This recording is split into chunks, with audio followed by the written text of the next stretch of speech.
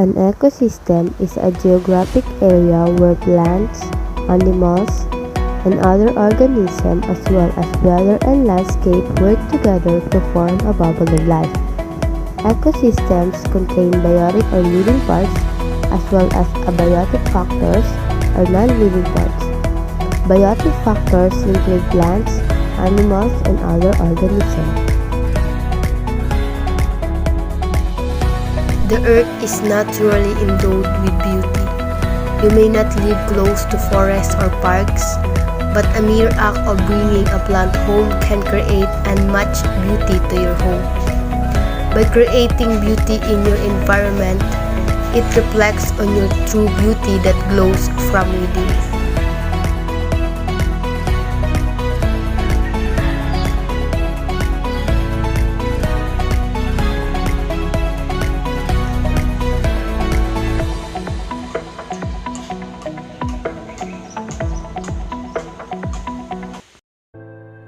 But because of human activities, our nature is gradually being destroyed. Improper waste disposal.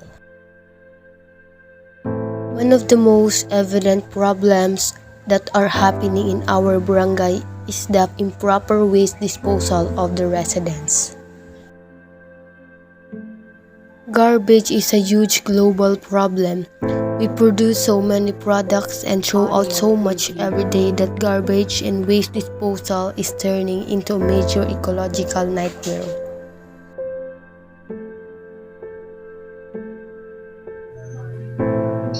Garbage problem is a real issue in a lot of societies in the world at large. Reports show that globally, we stand to collect 11 million tons of garbage in a day. This is an extremely high number because it shows that the generation rate is also high. Solid waste must be dealt with worldwide because it has adverse effect. The results of the garbage problem: environmental pollution. Solid waste pollutes the environment. When the garbage is piled up, it will start to rot. In the process, it produces a bad stench that can be unbearable. There will be no fresh air for people to enjoy because of this. Other than that, there are instances where methane gas is produced. This gas is explosive and it plays a significant role in the greenhouse effect. It robs the Earth of its aesthetic appeal. Planet Earth is strikingly beautiful, but solid waste hides all that. The spread of overflowing garbage leaves no room for beauty. This significantly affects tourism activities in individual countries, cities, and towns. According to the residents of the Barangay Maninila, one of the most evident problems that are happening in the barangay is the improper waste disposal of the residents. They have no choice but to incinerate their garbage, and this is causing air pollution that increases the barangay's carbon footprint. The more emissions that we produce due to how much stress we have generate affect us long term. Because of putting of trust in the improper place is that some people has a habit when they can't spot a near trust bin, they tend to litter their trust anywhere many people are unaware that their numerous acts of littering have a harmful influence on the environment. As a result, people continue to litter without regard for the environmental effect. Of reason for global warming. In our barangay, some of the people are just burning their waste, which cause damage to ozone layer. Some of their waste are non-biodegradable and other are biodegradable. The reason why they are doing that is a lack of road or streets. Those who will live in an isolated area don't have an access to give their waste to the truck that is assigned to collect those things. For me, if our barangay had enough road access, the citizen might have given their waste to the waste collector and might result in less damage to the ozone layer.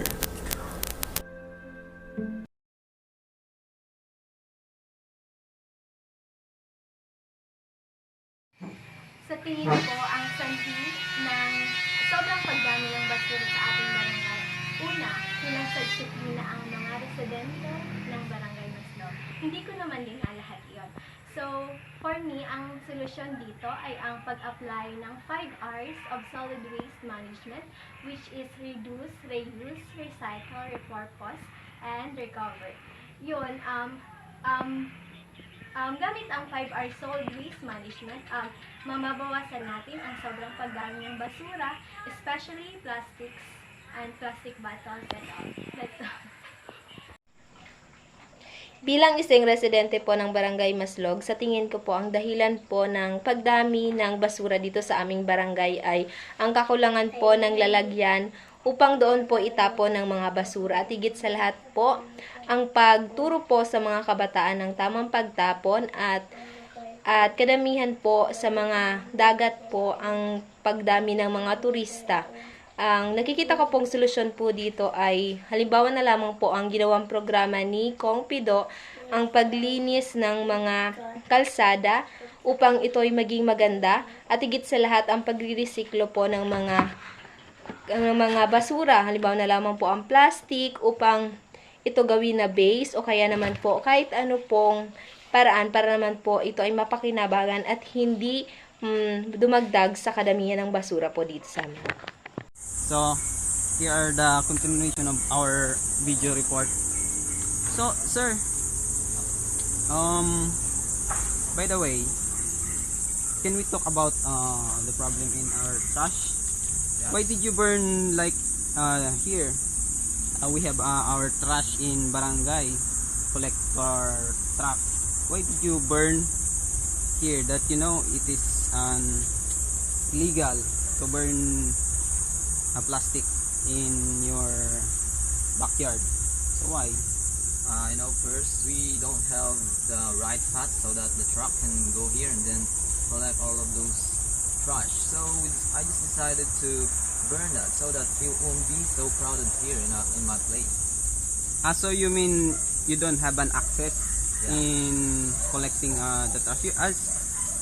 So you are far away. I think you are far away from the main road. Yeah, I think it is like 300 meters from here. It's about 100 meters.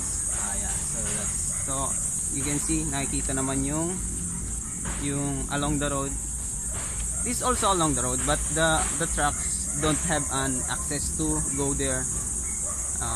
We don't have what do you call that? any Road widening. So there have one there, but it's not finished. Yeah. So after the road widening there, the truck could be go there to pick up the trash. So we can eliminate our like this the burning trash. There have a plastic, there have so many kind of trash. So nakakapag siya, sir, di ba? Nakakasira siya sa health. We can cause any kind of disease.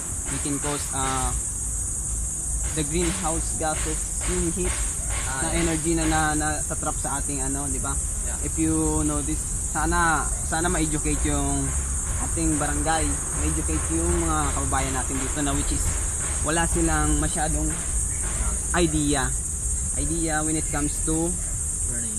like this particularly problem in our trash, diba? So anyway, if there have a chance, you can go to barangay, you can call to our officials, kagawad or barangay to have some, I think may pahatid natin. Yeah, the concern. Okay, the concern. Yeah. So that the barangay could held a meeting or ano pa ang pwede mong may suggest, Maybe, sir? they will Kasi the barangay could always bring the support to our barangay if it is in going to be betterness of our barangay, di ba, sir? Yeah. Okay. So yan ang ano natin, sir, kapag yung widening ng roadings dito na tuloy na, so eliminate na natin yung pag ano ng basura, sir, then we can go to The right station there. right station of trash. Okay, disposal. So that's all po. Thank you.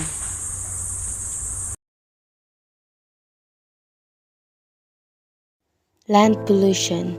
Land pollution happens whenever waste ends up on soil or other land that people should process instead. This garbage doesn't just sit there. The contents break down, whether by rotting or time, and seep into the sea around it. This means the dirt and all surrounding areas absorb the pollution and become dangerous for people and animals.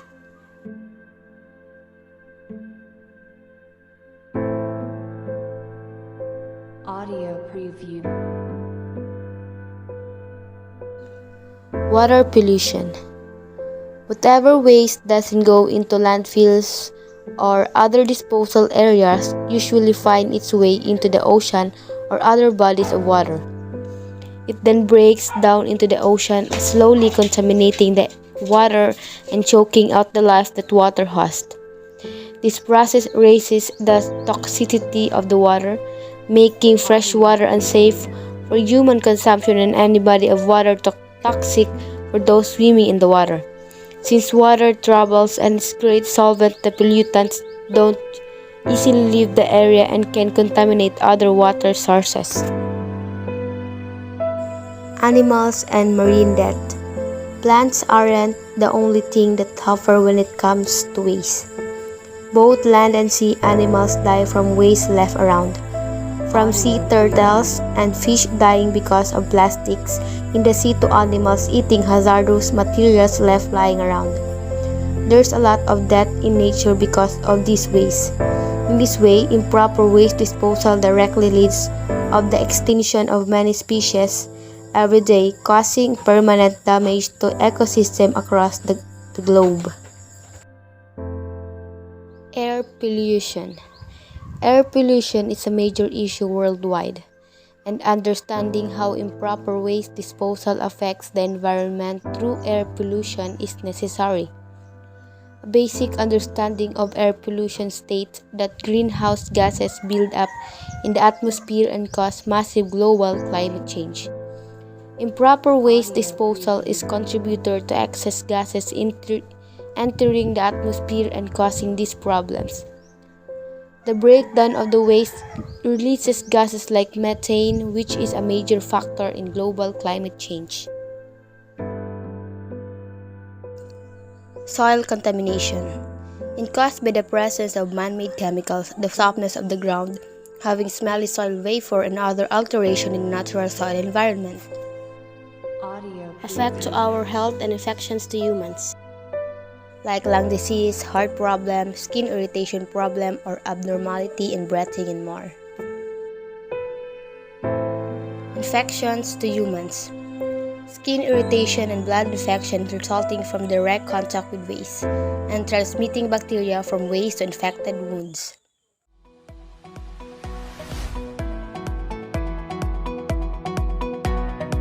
Composting. Composting is the natural process of recycling organic matter, such as leaves and food scraps, into a valuable fertilizer that can enrich soil and plants. Compost is a mixture of ingredients used to fertilize and improve the soil. It is commonly prepared by decomposing plant and food waste and recycled organic materials. The resulting mixtures is rich in plant nutrients and beneficial organisms such as worms and fungal berkelium. Segregate waste. When we segregate waste, it reduces the amount of waste that reaches landfills, thereby taking up less space. Pollution of air and water can be considerably reduced when hazardous waste is separated and treated separately. It's essential that waste is put in separate bins so that it can be appropriately dealt with. Cycling. Recycling is the process of converting waste materials into raw materials and objects. The recovery of energy from waste materials is often included in this concept. The recyclability of material depends on its ability to require the properties it had in its originated state. It is an alternative to conventional waste disposal that can save material and help lower greenhouse gases emissions. It can also prevent the waste of potentially useful materials and reduce the consumption of fresh raw materials, reducing energy use, air pollution from incineration, and water pollution from landfilling. Recycling is a key component of modern waste reduction and its third component of the reduce, reuse, and the recycle waste hierarchy.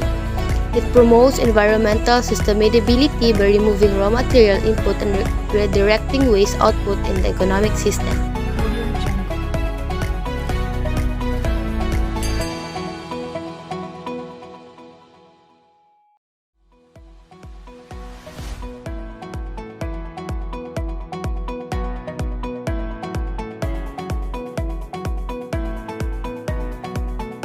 We need to discipline ourselves. We need to take an action. We need to clean our surroundings and avoid throwing garbage. What we can do. The problems we are facing now are real. However, the good news is that you don't have to be an expert or a millionaire to save the planet. Everyone can help to do their bit for the environment. In other words, if each of us can be more conscious of environmental issues and willing to take some simple step to save the planet, we can make a huge contribution. Instead of purchasing those plastic pop bottles, find a way that you can buy things that are more environmentally friendly. Some of these include bottle openers, calendars, coloring books, and much more. It is very sad to know that many lives have been sacrificed because for these calamities that have come. Many places in the Philippines are down to flood every time when typhoons comes, and worse. A large number of families have lost their shelters and have nothing left for them. Their world was ruined by storms, floods, and etc. We are experiencing very hot weather because of greenhouse effect and global warming. Many kinds of disease occur because of unhealthy surroundings. Others can no longer smell the breath of fresh air. All of these are the effect of improper waste management. So what are you waiting for? Stop improper disposal and we do the reduce, reuse, recycle for the betterment of our country. Earth is our home. It's where we live, so we better take care of it. For sure, we could be a better person if we help in small things for our home. This planet, the only one that we have now.